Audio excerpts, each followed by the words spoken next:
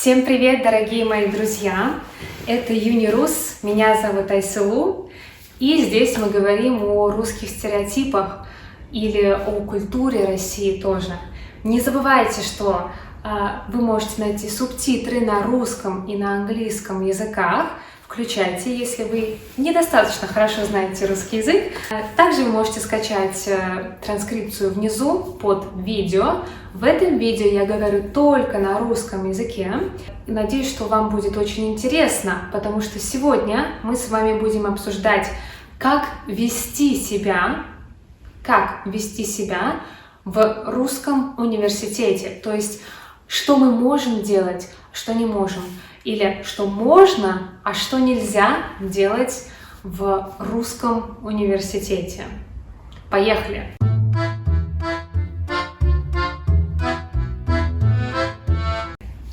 Почему я решила снять такое видео? Потому что я сама училась в русском университете, и так как я родилась в России, то есть я прекрасно знаю, что нужно делать, а что нельзя делать в русском университете. Но когда я училась на магистратуре русский язык как иностранный, я училась с огромным количеством других иностранцев, которые приезжали в Россию изучать русский язык. И у нас возникали некоторые интересные, смешные ситуации, так как люди просто не знают какие-то правила, которые знаем все мы русские, и иногда из этого выходили смешные, курьезные, дурацкие ситуации. И если вы учитесь или собираетесь учиться в русском университете, я надеюсь, что я буду вам полезной, и вам будет интересно послушать. Итак, правило номер 1. Пожалуйста, когда вы видите преподавателя в университете, называйте его по имени и отчеству, никак не по фамилии. Мы не говорим преподаватель, мы не говорим профессор. Профессор — это вообще ученая степень преподавателя, это не именно профессия, да?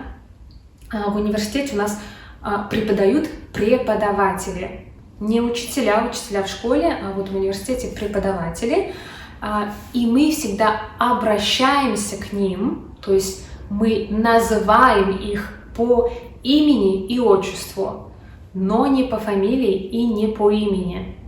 Это некрасиво, это не принято в России. Если вы знаете, у нас наше имя, русское имя, полное имя, как мы говорим, состоит из 3 частей. Это наша фамилия, наше имя и наше отчество. Например, я Фазулина Айсылу Альбертовна, или там Владимир Владимирович Путин и так далее.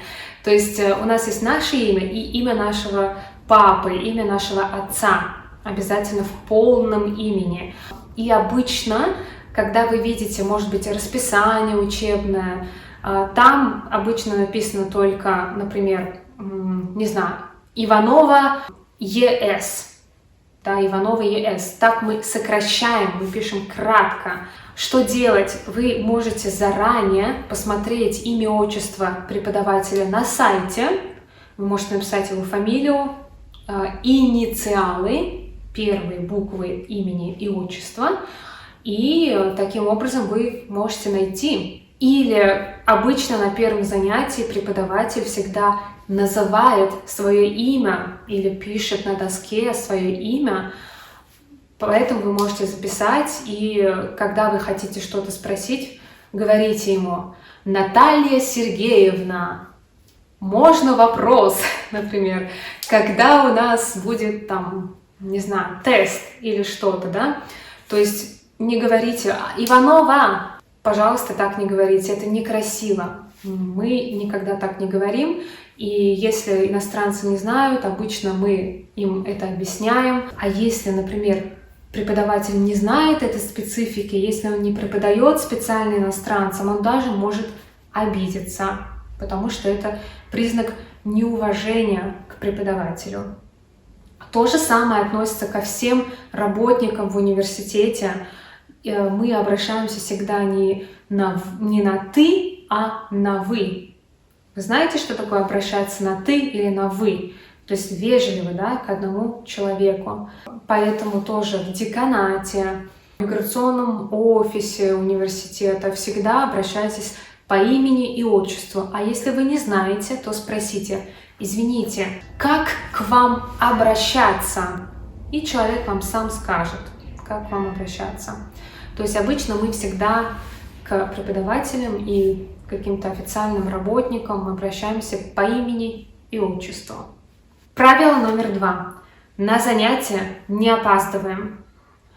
Если занятие начинается, не знаю, в 8:45, значит занятие, скорее всего, начнется в 8:45. И опаздывать будет очень некрасиво, потому что некоторые преподаватели могут вас не пускать на пару. Если вы не знаете, что такое пара, здесь вы увидите подсказку с видео, где я объясняла, что такое пара. Что такое пара? В общем, на занятия старайтесь не опаздывать и приходить вовремя, раньше преподавателя. И уходить тоже. Правило номер 3. Есть на занятии, на паре, на лекции категорически нельзя. Ничего. Никогда.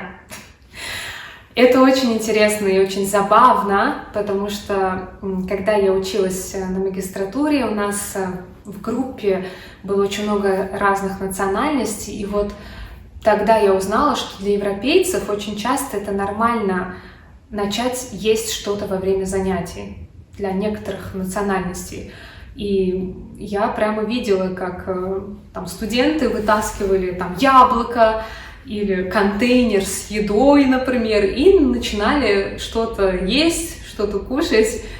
И это был для меня шок и шок для преподавателей, потому что у нас такого просто не может случиться с русскими студентами. У нас не принято есть на занятии. Если вы хотите что-то поесть, то, пожалуйста, подождите, когда будет пауза, когда будет перемена или перерыв, и идите там, в столовую и покушайте где-то, но не во время занятия. Это для нас очень странно, и преподаватели тоже обычно бывают в шоке. Кстати, пить воду — это нормально. Очень часто может стоять бутылка с водой, и воду вы можете пить спокойно. Кроме того, если вам нужно будет выйти в туалет, то вы должны тоже попросить преподавателя. Вы можете там поднять руку или сказать: извините, Наталья Сергеевна, там, не знаю, Ольга Владимировна, можно выйти?